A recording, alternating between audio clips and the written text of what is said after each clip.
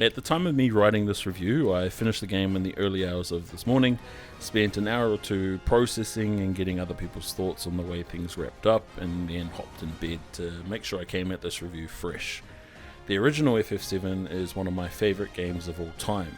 I've been waiting for this remake for what seems like forever, and after 33 hours and watching the credits roll, I think I'm ready to give my opinion.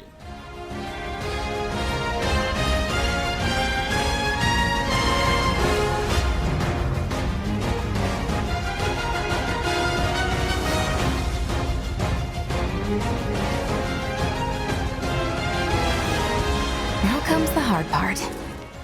First things first, I will be doing something a bit different and discussing some spoilers at the end of this review. It's very hard for me to review this title without going into a full-blown discussion about everything I've experienced. I'll make sure to notify you when these spoilers are coming and try and wrap up the review succinctly before then for those who don't wish to have anything spoiled. All the footage you'll see is also going to be either from very early on in the game or as spoiler free as I can possibly make it. Probably the first question people might have with this title is, should I play this game if I haven't played the original? My simple answer to this question is yes, definitely. You then might ask, should I play the original first? And honestly, that's up to you. Do you want to get up to speed with as much of the story and lore as possible, or do you want to go in blind? Either way, you're going to enjoy yourself, but I will say that knowing more about the in-game universe will definitely elevate the experience for you. If you have played the original, you've probably already got the remake, or are at least going to be getting it.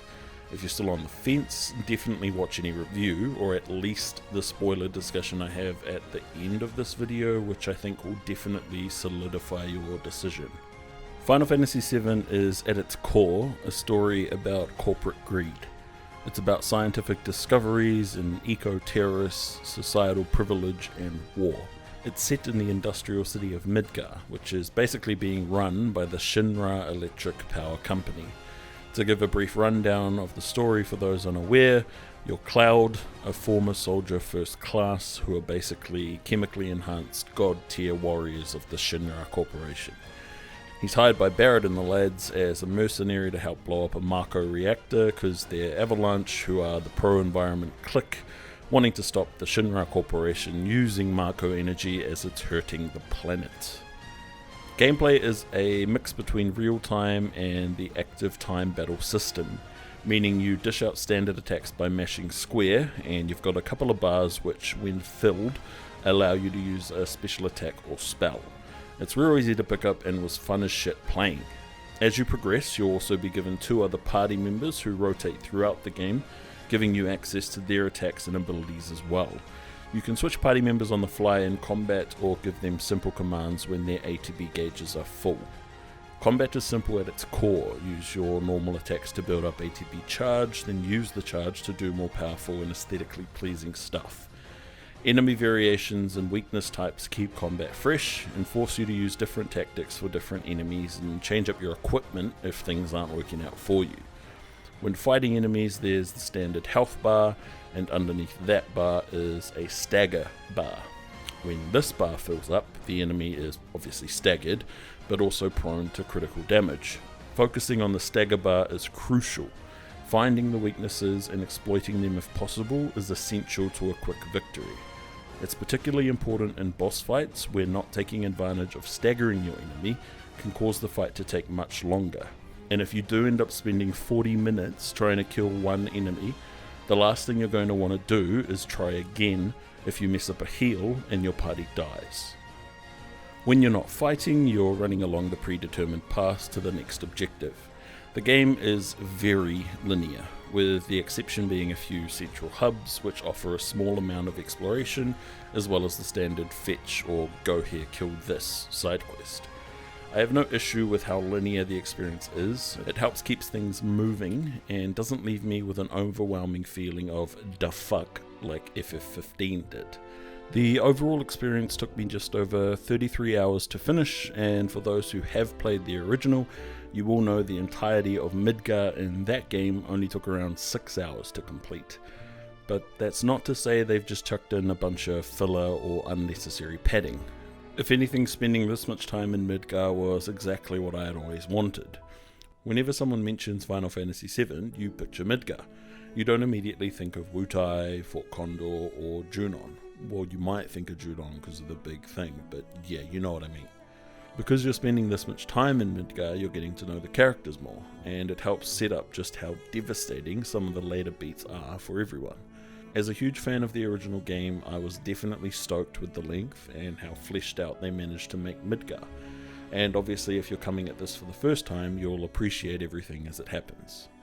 The soundtrack to the original game is iconic. The victory fanfare, the battle music, the main menu theme, Sephiroth's theme, all of these pieces of music and gaming culture have been beautifully crafted again for the remake. Hearing the music just walking around the slums and boss fights when specific characters show up, it's all just fantastic. They've even done remixes to some of the tracks, which themselves are just awesome. Who asked for a hip-hop remix of the Chocobo theme? Nobody, but it's there and it's great. Hey man, check it out. This song's pretty sweet, ain't it? You like it? You feeling it? Have a copy.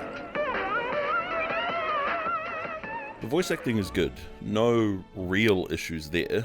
Obviously it's a localized JRPG, and the script isn't going to win any awards, but everyone's done a great job. I mentioned in my video on the demo that I was concerned with the new voice actor for Sephiroth. He is in no way as menacing as I'm used to, but he still does a great job, and it only threw me off with the initial encounter. Basically, you'll get used to it, and they've managed to do a lot of things right with this remake. There were also some genuinely funny moments that they managed to get in the game as well. Excuse me? Due to an emergency, entry into this area is prohibited. Sorry for the inconvenience. You called that a warning? No, sir!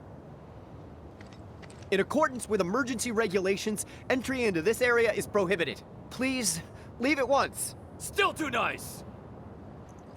This area is off limits. Turn around and leave at once. If you don't, I'll have no choice but to use force. Now you're getting the hang of it. That's not to say I don't have any issues with the game. Firstly, the camera during fights is just straight up fucked. I don't know what they were doing with this thing, but so many times you will end up in a random corner or against a wall with the camera showing you basically nothing. The lock-on system seems to play a part in these troubles, so it's a weird balance of trying to lock on to an enemy to make sure your attacks land, while also trying to make sure the camera is in the right position so you can see what the hell you're doing. I'd love to say this only happened a few times, but it happened quite a lot, and I think it got to the point where I kinda just learned to play with it happening. It's definitely not enough to make me not enjoy the experience, but it did create a bit of frustration whenever it happened. Another issue is that some of the textures are just straight up bad. Like, I know it's Unreal Engine, and in my experience with other Unreal Engine games, there's always been textures that load slowly, but with this game, there are textures which are just painfully bad. If you're not an A-list character, or your building serves no purpose to the story, you are getting whacked with the ugly stick. The inconsistency with quality was enough for me to notice and actually laugh at. The game can go from absolutely breathtaking to look at, with the particle effects for certain spells, abilities, and summons just absolutely blowing my mind, to just absolute shit so quickly. The skybox in particular is a great example of this. From certain angles and under certain lighting conditions, the skybox looks great. In others, it's like they just put the lowest quality JPEG they had in place and threw a few moving elements on top for flair. Obviously, you're not going to spend a whole lot of time looking at the skybox, but once you notice it, it's hard to unsee. But with these gripes I had, the game still managed to meet my own expectations and proved to be an incredible way to relive and replay through what was the opening to the original Final Fantasy VII. It hit everything I wanted it to, and provided a much needed deeper look at what life was like in Midgar. Like I mentioned before, I love Final Fantasy VII, and this remake is definitely worth a playthrough regardless of if you've played the original or not. Is it worth buying a PS4 for? No. It's coming to PC and Xbox next year, and considering this is only part 1 of however many, and there's no confirmation of when the next parts will even be released, it's easily worth waiting for.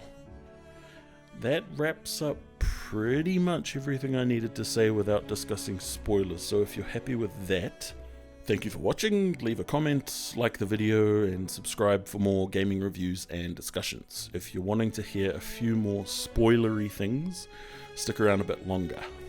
Alright, last chance for anyone not wanting to be spoiled. 3, 2, 1.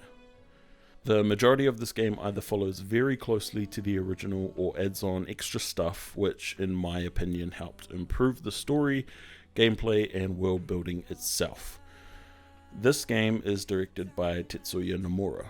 If you're not familiar with him, he's been around for a while and was involved with the original FF7 as well as the spin-offs and a lot of other Final Fantasy games, usually as a character or battle designer. He's probably more known for the fact that he is the director and basically creator of the Kingdom Hearts series. If you haven't played Kingdom Hearts, I'm not going to try and explain things to you because it's too confusing, involves too many intersecting paths and timelines, and it just hurts my brain. Anyway, I'm mentioning Nomura because he has a history of taking games in a strange direction, and he's kind of done that with this remake. Remake here should be the key word to focus on. This game is Final Fantasy VII, but it is not the same Final Fantasy VII. If you've played the original, this game is predictable right up until the last couple chapters where things do not go as you expect.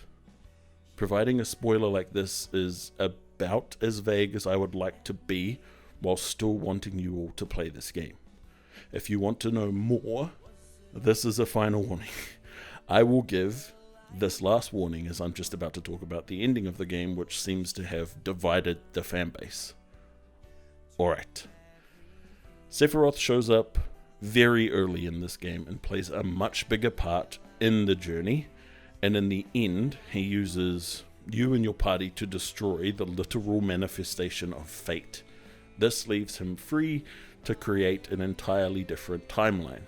What this means is the events from the prequel Crisis Core are changed, and the events from the original Final Fantasy VII are no longer destined to happen.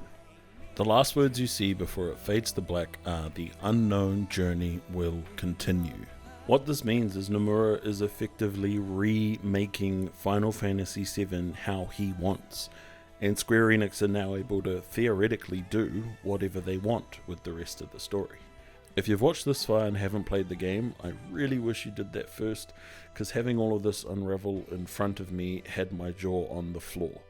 I'm one of those who thoroughly enjoyed the ending, and is looking forward to where they take the story next. I know people are pissed at Nomura for changing Final Fantasy VII. People wanted a complete one-for-one remake of the original with prettier graphics, but you can't please everyone. Maybe they marketed it the wrong way and should have come out front saying this isn't going to be like the original. But then the twist at the end wouldn't have been as good. I don't know. Look, all I'm saying is this game was great. I thoroughly enjoyed it, including the ending. I know a lot of people online do not like the ending, do not like certain things that were removed, certain things that were added. Look, I know all of that, but I loved it. If you want to see more of a discussion around the end of the game and spoilers about the overall story and things like that, I'll link a video from the guys at Kinda Funny Games where they discuss the game fully. It's a good mix of people who played the original and people who didn't, so you get both sides of the picture there as well. Anyway, time to go read some more lore, maybe buy the original game on Steam, and see if I can find a PSP for sale anywhere. Stay safe out there, wash your hands, subscribe.